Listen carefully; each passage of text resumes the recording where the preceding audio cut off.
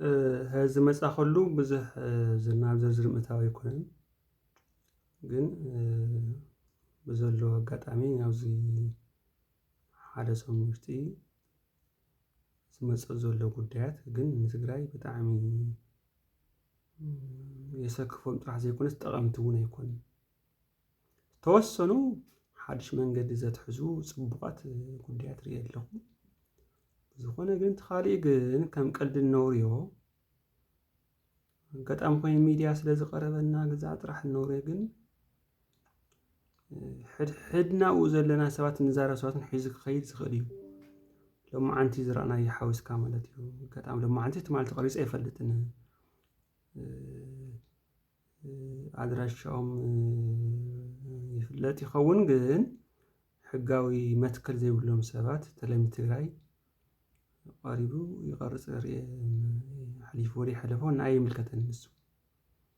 ግን ዝቀርቡ ነይሮም ኣነ አጋጣሚ ብላንዳ ሪፖርት ሰሚዐ ነይረ ጽቡቕ ይትበዝ ሓለፈሉ ተቆራሪጹ እውን ብናይ ኦርያ ሚድያ ሰሚዐ ነይረ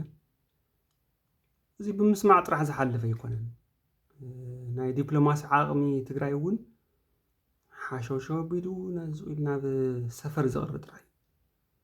እዚ ቀልዲ ጥራሕ ኣይኮነን እንድሕር ናብቲ ጉዳይ ንእቶ ተባሂሉንስ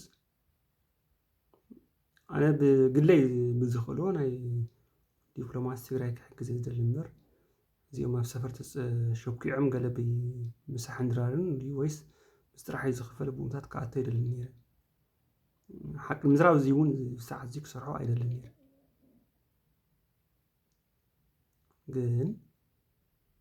ክሻብ እዚ እናተበላሸዮም እናሃለዉ እንድሕር ሓላፍነተይ ዘይተወፂኡ ከዓኒ ስለ ዝስምዐኒ እንተትንዕገስ ሓደ ናይ ክልል ፕሬዚዳንት ቤት ጽሕፈት በዛ ሎማዓንቲ ብላንዳ ሪፖርት ናይ ኦርያ ሚድያ ተሓሊፈን ተቆራርጻ ግን ኣብቲ ስክሪን ናይ ቴሌቪዥን ትግራይ ሎጎ እውን ይረአ ነይሩ እቶም ካልእ ተሓቢኦም ወለ ሓቢኡኹን ኣይፈልጥን ምክንያቱ ዘርኣየኒ ዝብሎ ካልኦት እውን ነይሮም ደደቢት ሚድያ ግዛዕ ከም ዘሎ ኮይኑ ማለት ኣነ መቐለ ቤዚኦም ኮይኖም ዋላ ካልእ ከም ድላዮም ተገብሩ ጉዳየ ኣይኮነን ግን ብናይ መንግስቲ በጀት ዝመሓደር ካቢነ ጽዲቕዎ ብዝስራሕ ኣብቲ ናይ ቴሌቪዥን ትግራይ ጥራሕ ከተኩን ዝረብ ነበርሉ መንግስቲ መልሲ ዘይትብ እንተኮይንካ ኣነ እውን መንግስቲ ኣይኮንካን ይኽብል ምንም ክስታይ የብሉን ኦዲት ይግበር እዩ ኦዲት ክግበር ከሎ ፋይናንስ ጥራሕ ኣይኮነ ኦዲት ዝግበር እንታይ ሰርሑ ተባሂሉ ፐርፎርማንስ ኦዲት ኣሎ ቤት ጽሕፈት ኦዲተር ኣሎ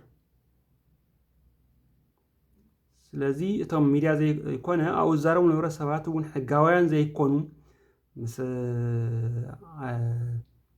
ኣሊታል ማልኩ ቀሪቡ ማለት ኣሊ ቀደም ዝኸደ ምስ ክንደይ ነገር ናብ ሶማልያ እውን ናብ የመን እውን ናብ ገለ እውን ሰብ ካብ መቐለ ናብ ክስታያት ናፍተን ከተማታት ኒዋ ዝበሃላ ናፍተን ሓፀር ዝበሃላ ናብ ውቕሮ ግዛዕ ምጓዓዝ ኣብ ይወስ ፍትሒ ሎም ይብሩ ፍትሒ እኳ ኣይኮነን ጭንቂ እውን ሓውሱ ነይሮም ኣነፍቱ እትረኸቡ ጋዜጠኛታት ተወሰኑ ሰማዕዎም ጽቡቕ እዮም ሓቶም ህዝቢ ስቕ ስለ ዝበለ ተመችዎ ኣይኮነን ሓደ ኣብቲ መግለጺ ከመይ መጽኦም ዝብል እውን ተደብዳቤ ረኣናዮን ግን መንግስቲ እዚ ረጉሌት እዚ ይገብር ተኮይኑ እንታይ ክሰርሕ መንግስቲ ዝኸውን ብዙሕ ሕዝና ክንወርደና ድሓን ናይ መን እዝኒ ሒዝኩም ዝውረድ ፀገም የብሉን ኣብኡ ድማ ኣይነበርኩን ናይ መን እዝኒ ከም ተሓዝኩም ዝርስ ክንሪኤካ ነይረ ኣታ እዝኒ ክሕዚ ዝልካ ዝዛረብ ነበርካ ማለት እዩ ኣዛን ብእዝንካ ዝሰምዕ ወረ እምበር እዝኒ ከመይ ከም ዝተሓዝ ንባዕልካ ቤት ትፈልጥ ኮንካ ፈለጥ ኮይኑ ዝኾነ ፀዋዒተይ ክቡር ጀነራል ታደሰ ወረደ እዩ ናይ ጊዜያዊ ምሕዳር ፕሬዚዳንት ኣብታ ዝነበረት ጉዳይ ኩሉ መልሲ የድሊ ምክንያቱ እዞም ሰባት እዚኣቶም ትግራይ ዘይምልከታ ናብ ሕቲ አልቃዒዳ ግዝዕ ኣውፂሖም አልቃዒዳ እኮ ህዝቢ ኣክቲቭ ዳርጋ ኣይኮነን ዘመናቱ ጨንፈር ንነበሩ እዮም እምበር እዚ ጉዳይ ፅቡቅ ኣይኮነን ኣነ ህዝቢ ከምኡ ከተናግድ ኣይግባኦን ብዝብል እየ እምበር ድሌት እውን ነይሩኒ ኣይኮነን ንመሰከፍ ስለ ዝኾነ መልሲ ስለ ዘድሊ እዩ ድሓር ቢናይ ኣዳራሽ ተኸይዱ ገለ ዝብል ድሓር ክንረክበሉ ኢና ፀገም የብሉን ግን እቶም ጋዜጠኛታት ገሊኦም ዝሓተትዎ ብጣዕሚ ፅቡቅ እዩ ያው ሓደ ግዜ ዕቁብ እንድሕር በሊዕኻ ከምኡ ምሁራይ ይከኣል ግን መንግስቲ ዝዕቁብ እየ ትብል ፖሊስ ኮሚሽን ትእዘዝ ነርኩም ገለ ትእዘዝ ነርኩም እቶም ገሊኩም ኣይፀውዐኩም ሽምንታይ ኣትዮም ትካላት ነርኩም ከምኡ ይኸውን ተርናኡ ጫፍ ተበፂሑ ፀገም የብሉን መንግስቲ እውን ናይ ባዕሉ ዘዋፅኦ ይሰርሕ ህዝቢ እውን እዩ ኣመንታ እንተስኢኑ ብዙሓት መንገድታት ኣለዉ እሞ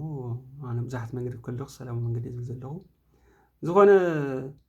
መልሲ የድለይ ትሕቶ ንኣኽብል እዩ ዝርዝር እየቱ ዝርዝር ተኣትየ ናብ ላይቭ ከኣትየ ከምኡ ይመልኣ